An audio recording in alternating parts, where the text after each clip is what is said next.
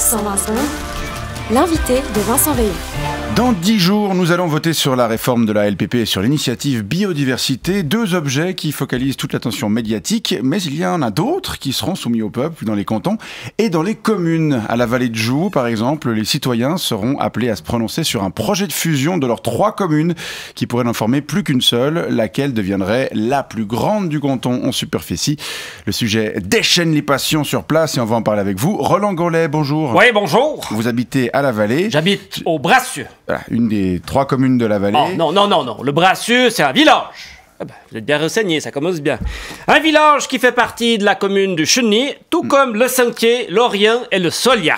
Les autres communes, c'est l'Abeille, dont font partie l'Abeille, le Pont et les Biaux, et le Lieu, dont font partie le Lieu, les Charbonnières et le Séchet. Vous remarquerez que le Chenny est la seule commune qui n'est pas aussi un village. En effet, donc 3 communes et donc 10 villages. Et puis encore les hameaux, chez le Maître, la Golisse, le Camp, le Rocheret, les Piguets dessous, les Piguets dessus, le Marché-Rue, les Essers de Rive. D'accord, donc, tout ce petit monde pourrait donc se retrouver regroupé en une seule et même commune, ce à quoi vous êtes opposé. Exactement. Alors, pour quelle raison ?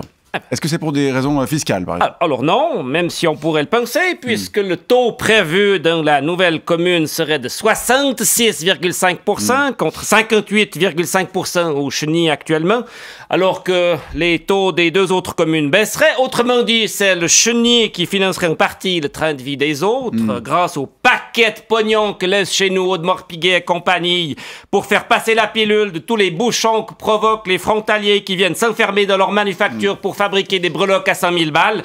Mais non, c'est pas une question de pognon, non. D'accord, alors c'est quoi? C'est une question de taille? Il y en a qui craignent qu'une commune de 163 km² soit impossible à gérer. Alors non, c'est pas ma crainte non plus. Avec un peu plus de 7000 habitants, on serait sur une densité de 44 habitants km², assez comparable de celle des 3 communes actuelles, contre 3500 habitants km² à Lausanne. Alors, ça nous empêcherait pas de continuer à faire comme on veut et à envoyer péter les représentants de l'État qui, de toute façon, n'osent pas se risquer sur nos pâturages. Alors, certains opposants s'inquiètent aussi de l'apparition d'une politique plus conflictuelle à la vallée, puisqu'avec 7000 habitants, l'élection des conseillers communaux devrait désormais se faire à la proportionnelle, ce qui implique des listes de partis. Alors non, ça non plus, c'est pas un souci. Vous savez, de toute façon, à la vallée, tout le monde est raisonnable.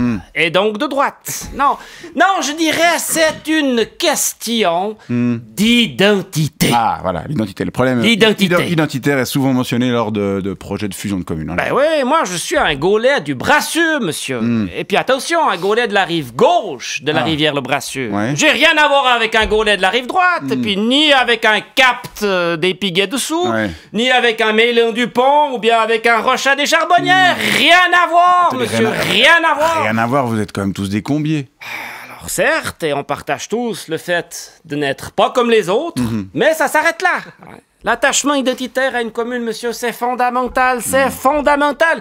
Demandez au grand chauve à ma gauche si les communes de Cutterville et d'Audafon ont pas perdu, ont pas perdu toute leur identité depuis qu'elles ont été gobées par Belfort en 1977 et puis en 2016. Mais bon, je pense qu'il est au-dessus de tout ça depuis qu'il flotte dans les hautes sphères strasbourgeoises sans sa cravate. On va lui poser la question tout à l'heure. En tout cas, on vous remercie d'être venu nous rappeler que les débats les plus houleux ne se situent pas toujours au niveau de la politique fédérale dans notre pays. Roland Gollet, donc habitant de la vallée de Joux, mais du Chenny, mais du Brassieux. De la rive gauche. De la rive gauche, voilà. Bonne journée, merci.